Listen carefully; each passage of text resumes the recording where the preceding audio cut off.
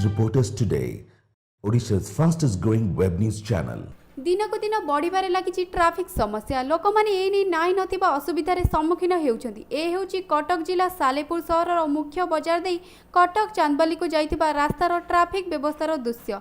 ए रास्ता देई दैनिक छोटरू बड़ हजार हजार जानबाहन यातायात करिथांती, किंतु एठारे ट्राफिक व्यवस्था सुचारू रूपे परिचालन न हेबारु गतकाली संध्यारे आम्बुलांस ठारू आरंभ करी समस्त जानबाहन दीर्घ 2 घंटा काल अटकी रहिथिबा देखिबाकू मिलिथिला।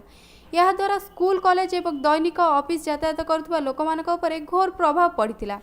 एने लोक माने बहुबार ट्राफिक समस्या दूरीकरण पई दाबी करी आसुथिले मध्य पुलिस प्रशासन नीरव दष्टा साजिचंती। सालेपुर ताराकांत नायक रिपोर्टर्स टुडे।